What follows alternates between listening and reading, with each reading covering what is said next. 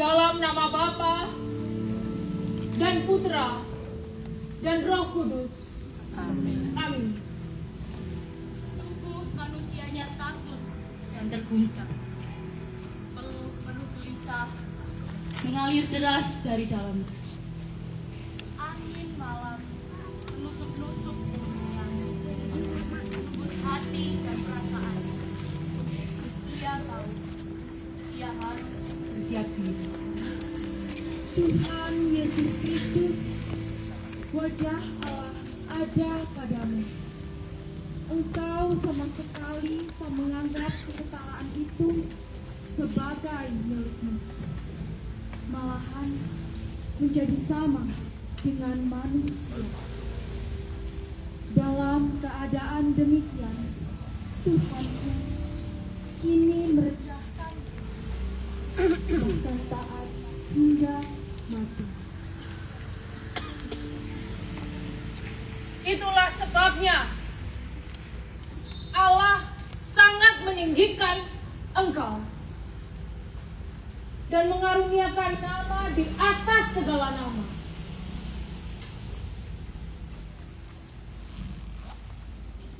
Layakkanlah kami semua orang berdosa menemanimu bersama-sama dalam penderitaanmu, menebus dosa-dosa kami. Amin. Amin.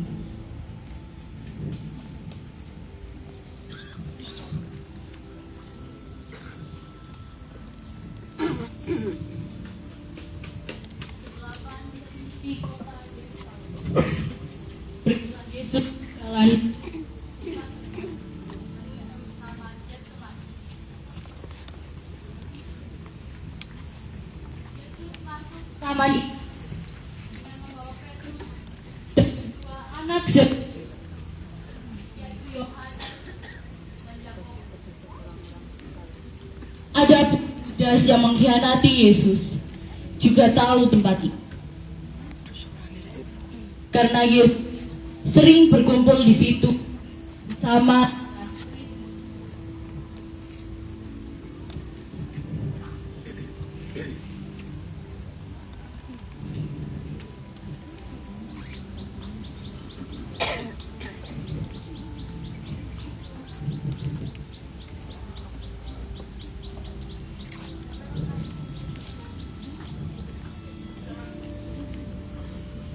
Sampainya di taman itu, Yesus berkata kepada murid-murid,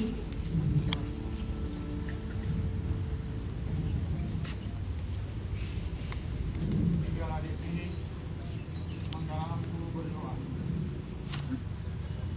Hatiku sangat sedih, seperti mau mati rasanya. Tetaplah di sini dan berjaga-jaga. ia lalu maju sedikit lalu sujud dan berdoa. Katanya, Ya Bapa, jika Engkau kehendaki, biarlah cawan ini berlalu daripadaku.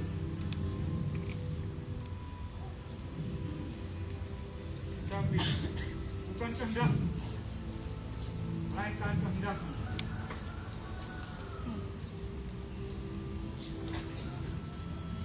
setelah mengucapkan doa itu, ia kembali kepada murid-muridnya itu. Ia mendapati mereka, lalu ia berkata kepada Petrus, Petrus,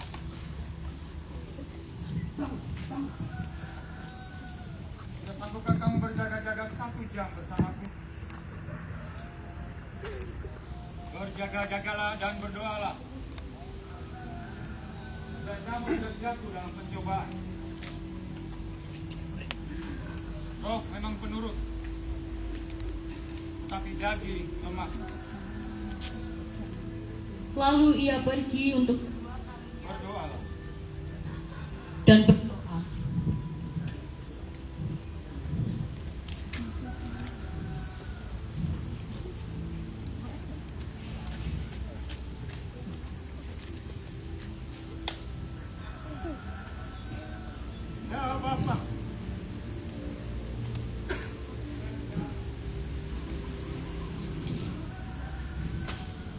cawan ini memang harus kuminum. Jadilah kehendakmu.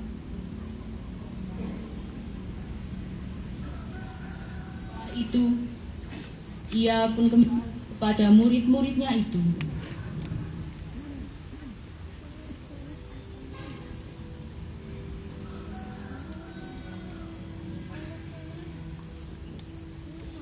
Di tempat itu ia mendapati dan ia membiarkan mereka lalu berdoa untuk yang ketiga kalinya dan mengucapkan doa yang sama. Bapa, Bapa,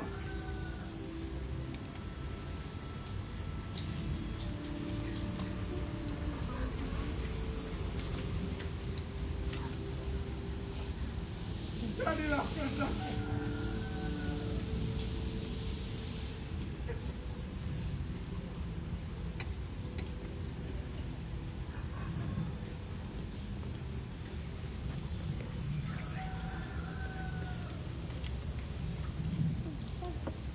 Sesudah itu kembali kepada muridnya.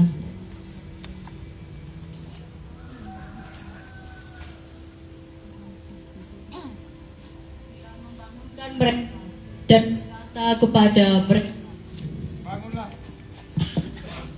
Lihat, saatnya sudah tiba. Anak manusia akan diserahkan ke tangan orang-orang berdosa. Mari kita pergi. Dia yang menyerahkan aku sudah dekat.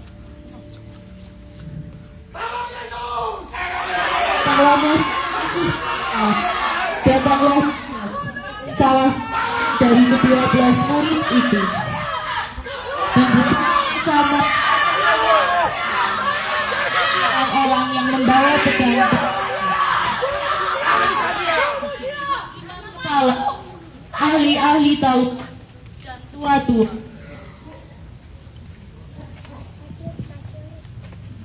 Orang yang kecium, itulah dia. Tangkaplah dia dan bawalah dia dengan selamat. Tangkap Yesus! Tangkap Yesus!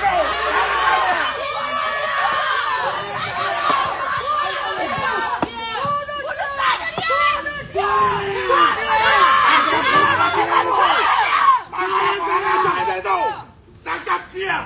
Adili dia!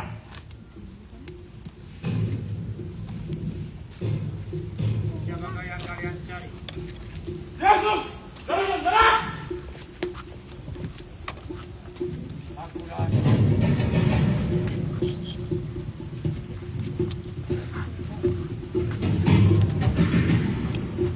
Yudas, engkau menyerahkan anak manusia. Yudas! Melihat hal itu, terjadilah pertukaran antara murid-murid Yesus dan para penjaga bait Allah. Petrus akhirnya mengeluarkan sebuah pedang dan menghunus pedangnya serta memotong telinga hamba imam besar hingga putus. Hamba itu bernama Malkus. Petrus! Petrus, turunkan pedang.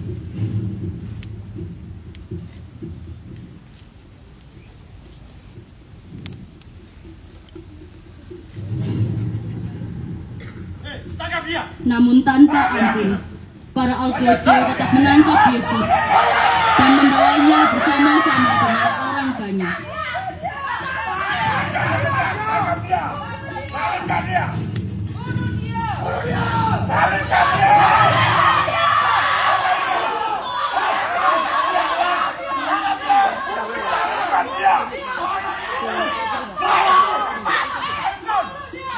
Tangkap dia! Salibkan dia!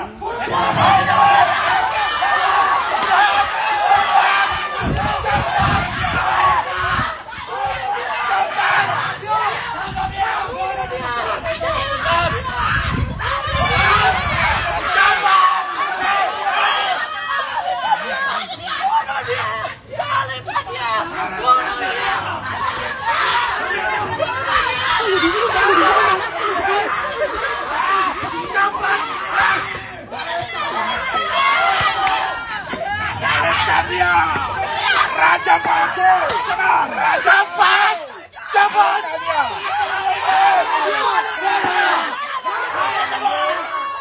Cepat.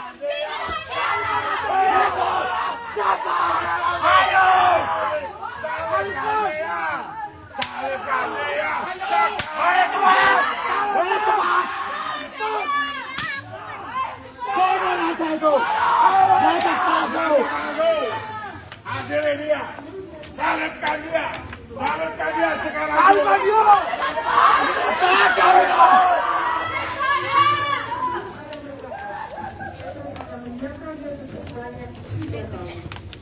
Sampai di depan istana Pilatus bersama para imam kepala, kaum Farisi dan orang-orang Yahudi. Gubernur Pilatus! Gubernur Pilatus! Kami membawa orang ini untuk diadili.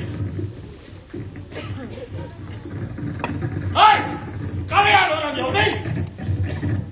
Pagi ini, kalian sudah ribut. Apa yang kalian ributkan? Kami membawa orang yang mengaku raja dan menentang Kaisar. Hei! Bukankah kau kemarin mengeluh-keluhkan dia sebagai raja orang Yahudi? Mengapa kau sekarang melawannya?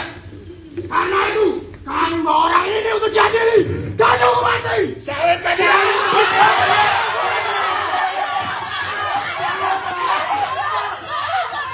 Dia mengajarkan ajaran palsu. Salibkan dia.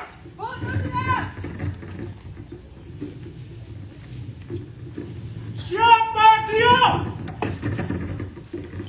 Dan apakah tuduhanmu terhadap dia? Hai Gubernur Pilatus, orang ini menganggap dirinya seorang raja dan menghasut kita semua untuk melakukan pemberontakan. Bunuh dia! Salibkan dia. Salibkan dia. Dia mengaku sebagai raja dan meminta kami untuk melawan Kaisar. Bunuh dia!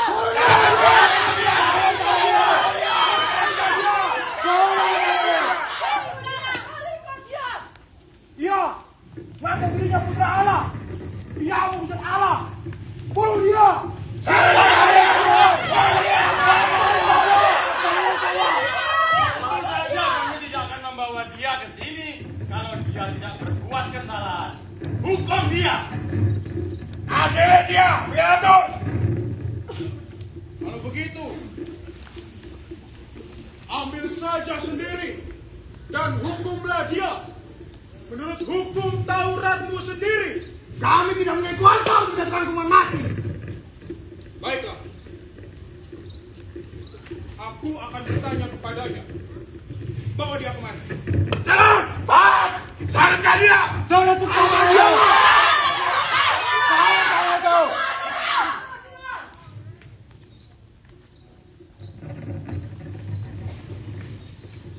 Apakah benar kau adalah raja orang Yahudi?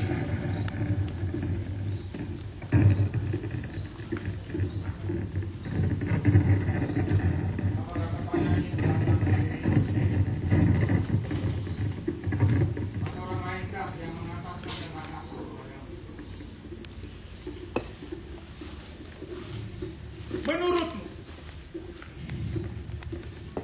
apakah aku seorang Yahudi?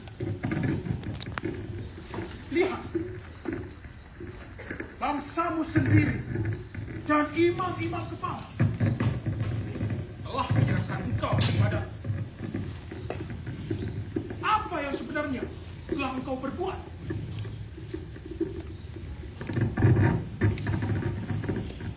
Kerajaan hukumkan dari dunia ini. Jika kerajaan dari dunia ini, para abang pasti sudah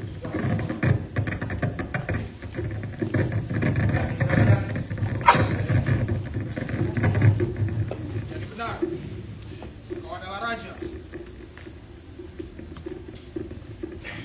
Betul-betul aku dilanjutkan untuk tentang kebenaran.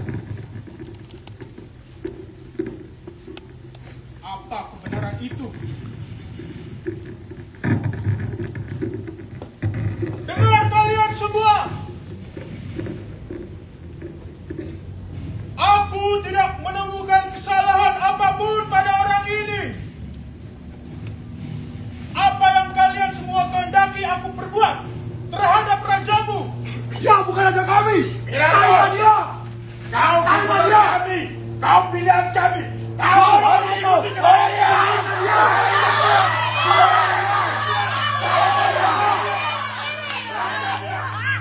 Kami tidak memiliki raja seperti dia. Hukum dia.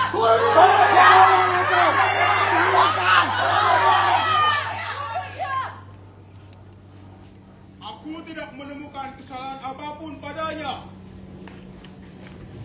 Tapi bawalah dia dan cabuklah dia. Setelah itu, aku akan membebaskannya. Prajurit, cabuk dia. Baik, yang mulia. Salahkan dia.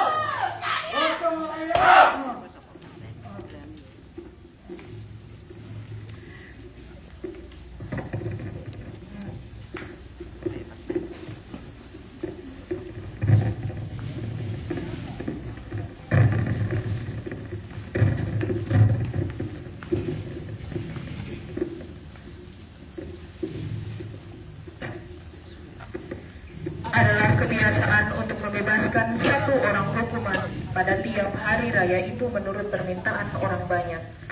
Pada waktu itu, ada seseorang yang bernama Barabas sedang dipenjarakan bersama beberapa orang pemberontak lainnya.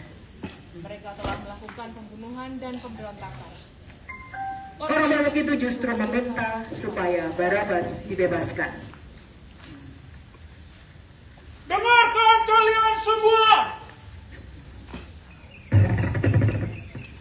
Telah menjadi suatu kebiasaan bahwa pada hari raya Paskah aku membebaskan seorang bagi kalian. Biarlah aku membebaskan orang ini.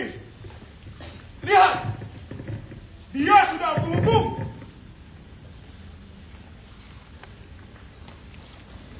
Jangan dia, melainkan Barabas.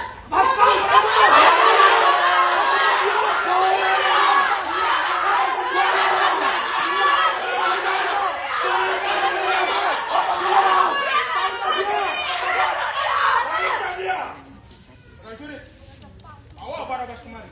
Baik, yang mulia. Aku bebas. Aku bebas.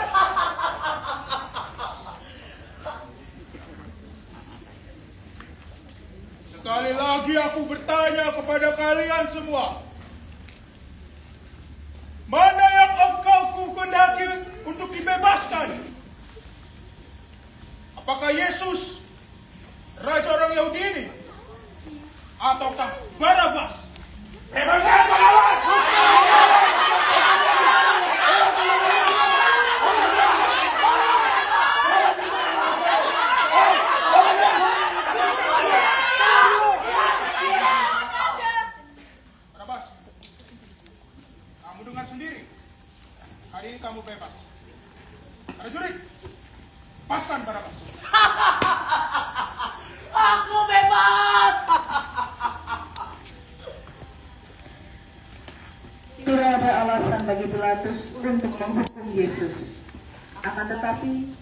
desakan dari rakyat dan imam kepala, akhirnya hal itu pun ia lakukan. Lihat, aku membawa dia keluar kepadamu, supaya kalian semua tahu, aku tidak menemukan kesalahan apapun padanya. Lihatlah manusia ini.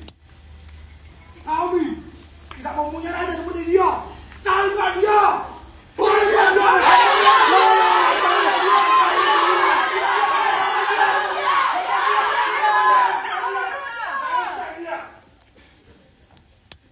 Hei Pilatus, raja kami adalah kaisar. Salibkan itu saja. Tapi kau Pilatus, jika engkau tidak menyiksa dia, engkau bukan sahabat kaisar. Mengerti? Salibkan dia. Salibkan dia.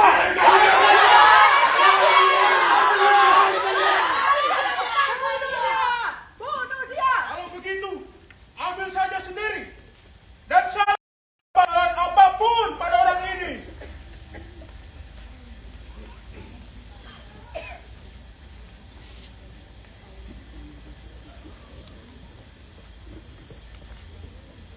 Ambil saja sendiri dan salibkanlah dia, sebab aku tidak mendapati kesalahan apapun padanya. Angkat ini, cepat, bawa salib kau.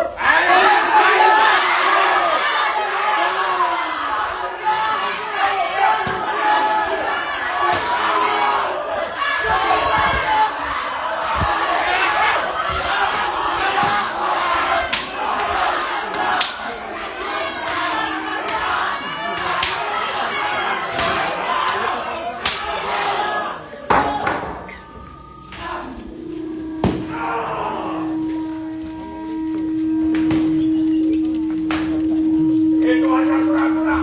Kenapa saja salibkan dia? Salibkan dia.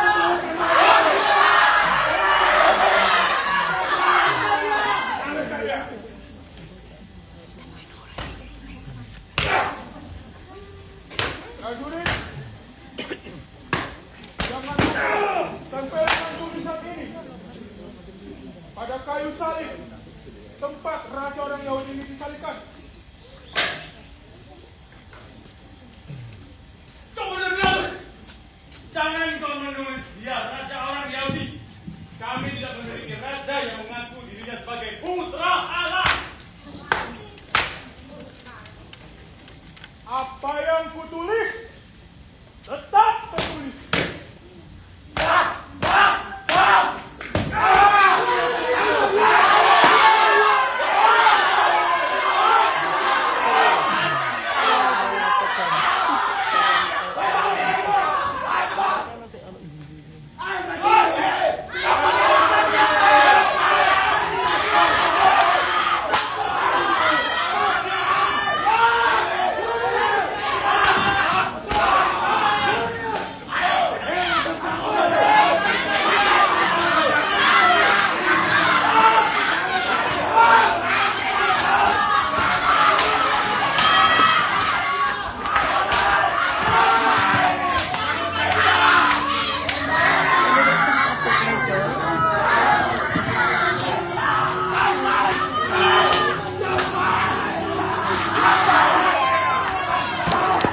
Yesus tidak bersalah, namun menjatuhkan hukuman.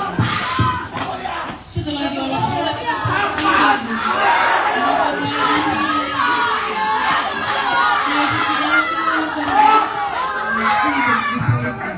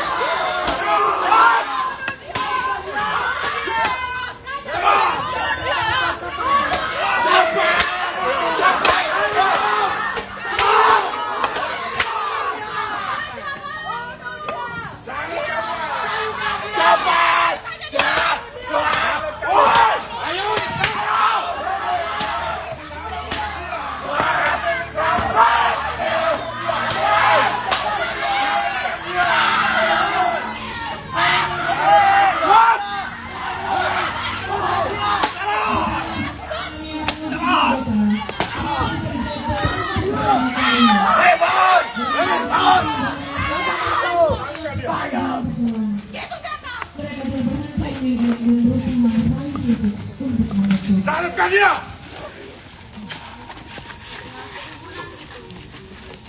Maria datang menghampiri Yesus. Dengan wajah menangis, Maria memegang wajah Yesus dan memandangnya penuh arti.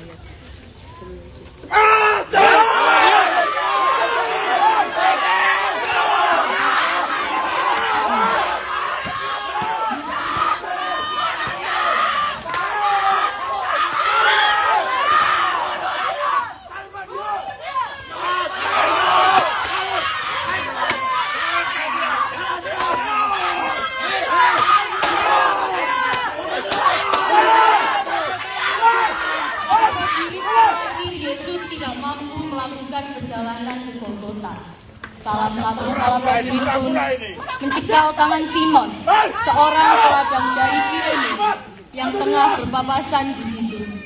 Cepat! Cepat! Jangan bantu! Cepat!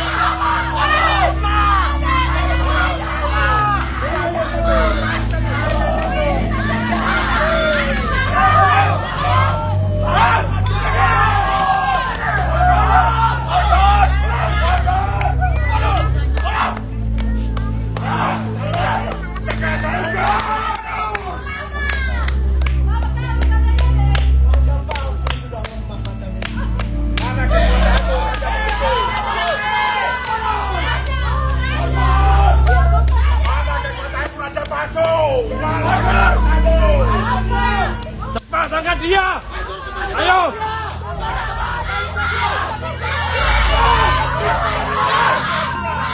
Ayo! Hei, cepat dia! Singkirkan dia!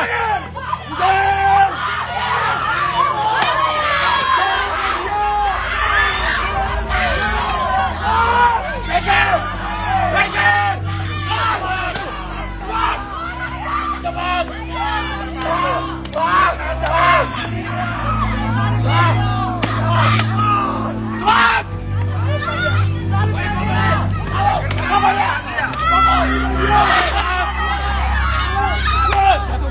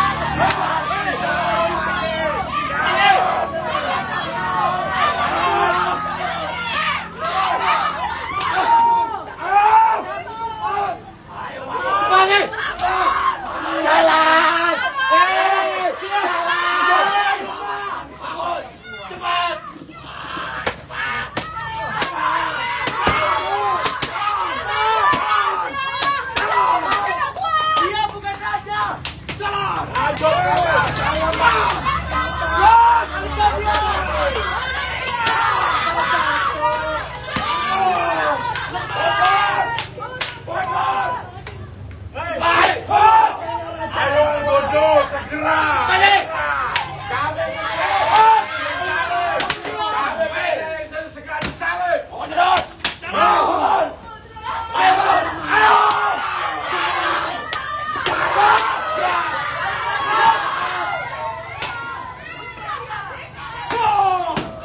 Dasar raja lemah.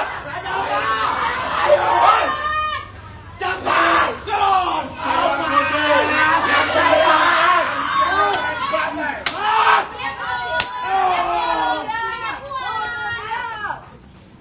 Dasar raja lemah.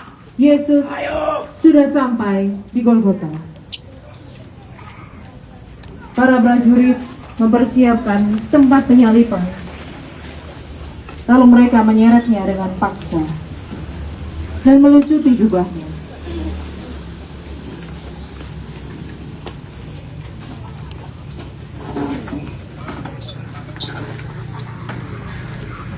Yesus dicampakkan.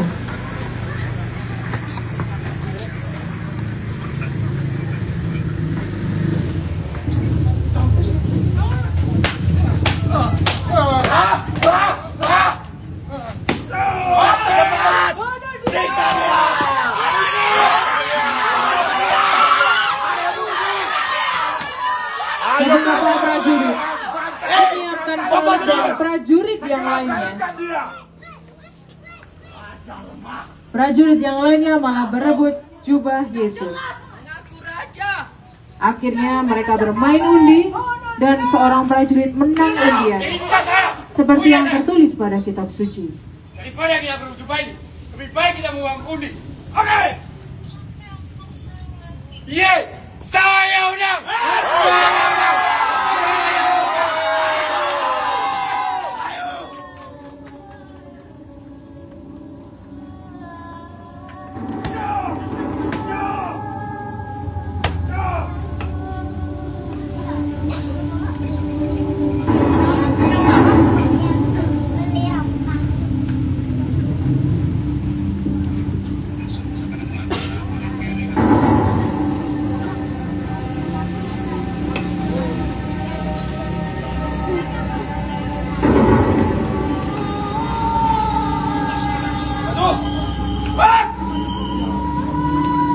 Ayo Agustus, segera salibkan dia. Ayo Kejawi, salibkan anak palsu itu. Ayo Agustus. Segera mata dia. Segera mata dia.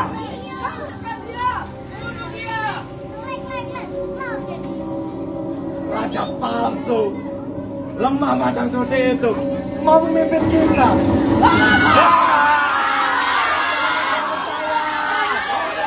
Dasar pencurian.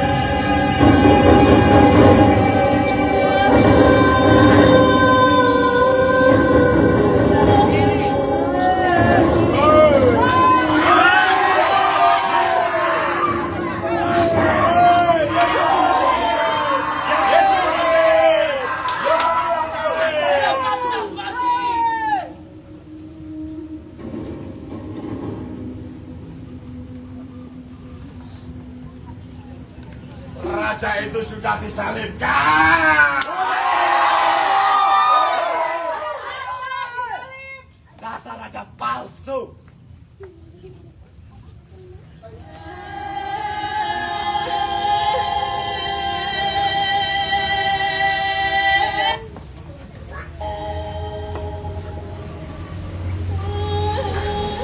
Dari kayu salib, Kristus melihat orang-orang yang dikasihinya. Maria dan beberapa orang yang bersamanya bersimpuh di bawah salibnya. Kristus memberikan pesan kepada ibu dan murid kesayangannya yang tengah bersimpuh di sana. Dalam penderitaannya, Yesus berkata kepada Yohanes dan Maria, ibunya,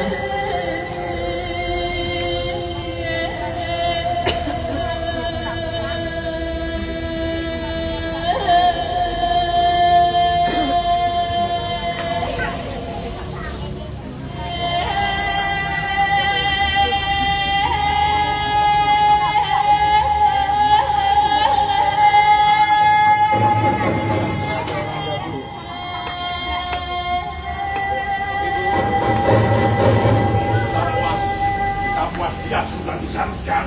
Ya Tuhan, ya. Yesus, gimana? Enak disalib. Yohanes,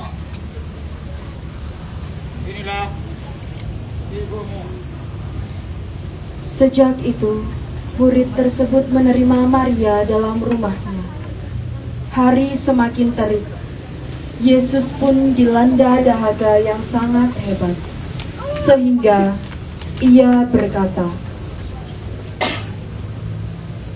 Aku haus. Mendengar perkataan Yesus, salah seorang prajurit pun mengambil bunga karang yang ditusukkan pada sebatang buluh, kemudian mencelupkannya ke wadah yang berisikan anggur asam dan mengarahkannya di depan mulut Yesus. Yesus sadar bahwa segala sesuatu sudah terlaksana. Maka untuk menepati kitab suci, Yesus berkata,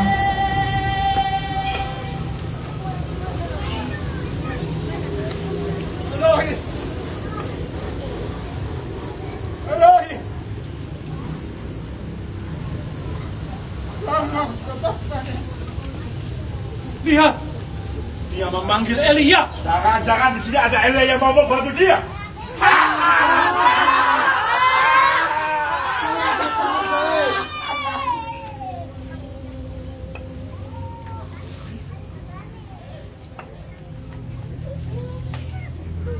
sesudah mengatakan demikian, Yesus menyerahkan nyawanya. Sudah selesai.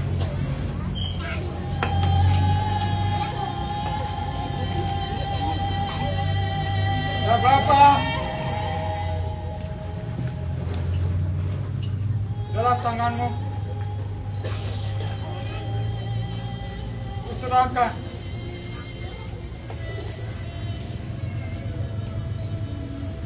nyawaku.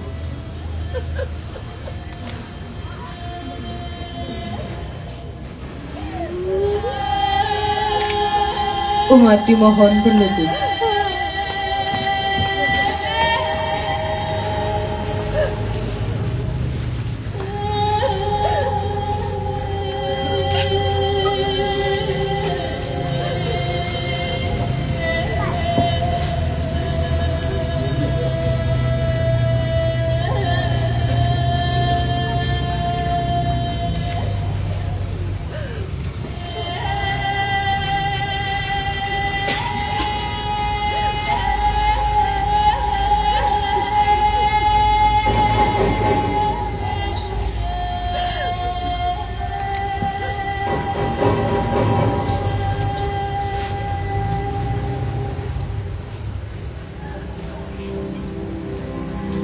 Kejadian itu disaksikan dengan jelas oleh para prajurit dan semua orang yang berada di sana.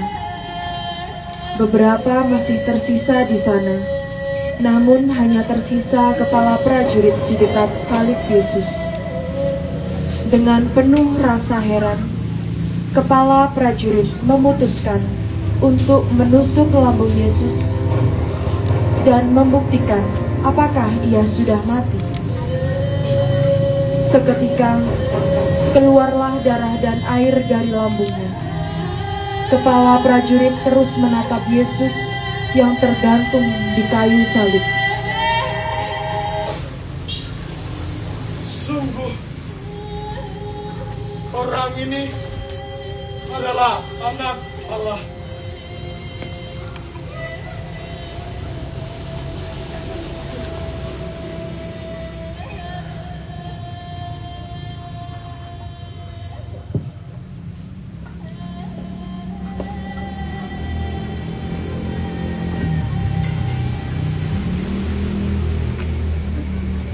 Dekat salib Yesus, berdirilah Maria ibunya, saudara ibunya Maria istri Kleopas, dan Maria Magdalena.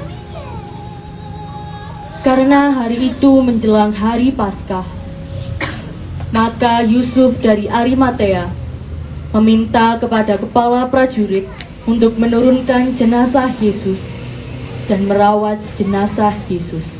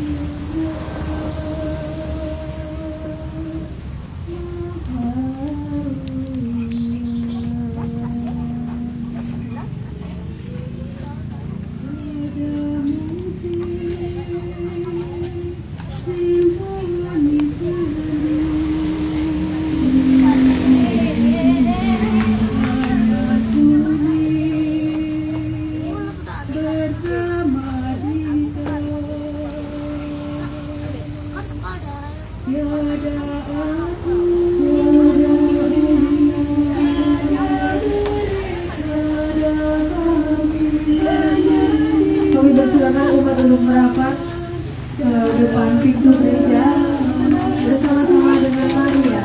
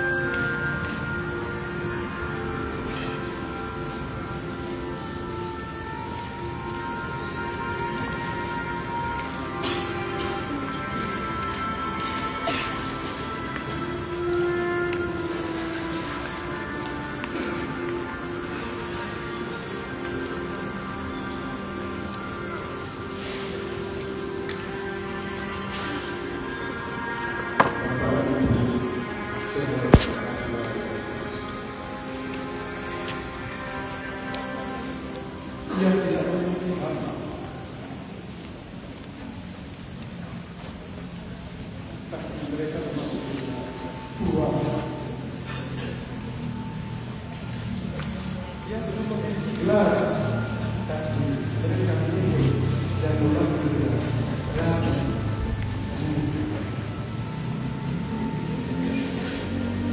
Dia tidak punya obat-obatan dan peralatan medis, tapi dia penyembuh dalam hebat. Dia penyembuh dalam sejarah. Dia tidak punya pasukan militer dan senjata, tapi para pemimpin, para raja takut kepada dia. Dia tidak mengenalkan pertempuran militer, namun dia menaklukkan dunia dan secara terakhir mengakui kekuatannya. Dia tidak memerintah negara dan bangsa, namun dia menaklukkan dunia dan secara terakhir mengakui kekuatannya. Kerajaannya bukan dari dunia ini, namun ada di hati mereka yang percaya kepada dia. Dia tidak hanya mengajarkan kasih, tidak hanya mengajarkan pengampun dan rela berkorban, tetapi dia juga melakukannya. Sehingga firman-Nya mengubah pola pikir dan perilaku miliaran orang sejak kala.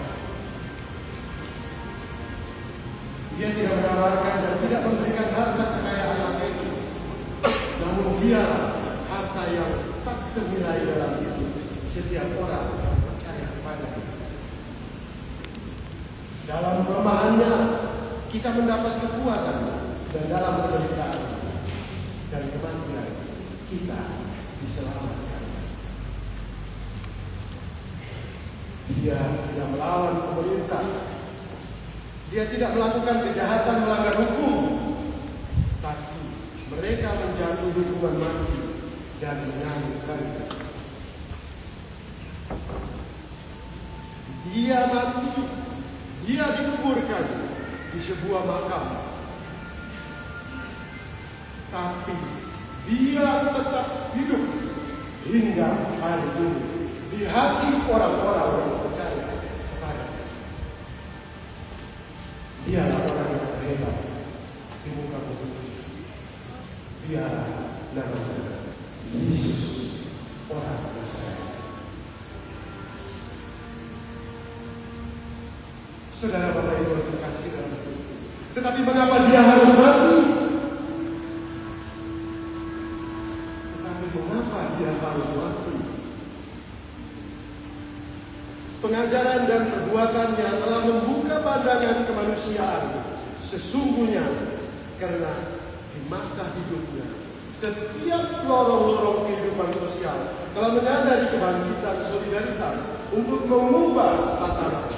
Dimulainya kemerdekaan dalam diri setiap orang dan dalam kehidupan bersama. Itulah sebabnya mereka beribu-ribu orang mengikutinya dimanapun dia berada. Kehidupannya dalam kebenaran dan keadilan mengguncang setiap orang yang telah mapan dalam kehidupan aspek dunia. Oleh para penguasa dan penyandang status sosial tinggi dalam masyarakat, dia, Yesus, dianggap telah mengganggu kemapanan mereka karena mereka kehilangan simpati rakyat. Rakyat meninggalkan mereka dan mengikuti Yesus. Ditambah lagi sikap mendua dari rakyat kecil. Di balik kerinduan mereka akan hadirnya sosok seorang pemimpin dan penyelamat. Dan bahkan mereka telah menikmati karya-karyanya, tetapi mereka juga mengalami dan merasakan bahwa kehadiran dan pengajarannya berpengaruh yang dapat menimbulkan keresahan dan konflik sehingga bisa berdampak pada penderitaan rakyat kecil yang lebih buruk lagi. Hal tersebut juga menjadi alasan mereka menolak dan berteriak, "Salibkanlah dia! Salibkanlah dia!" Bapak Ibu yang terkasih, lalu siapa kita? Di manakah peran kita di dalam penderitaan dan penyaliban hingga wafat Yesus di sana?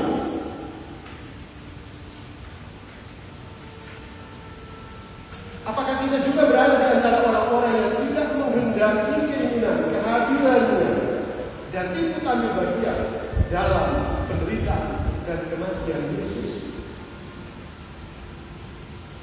Apakah saudara dan saya memiliki kepribadian seperti seorang Yudas Iskariot?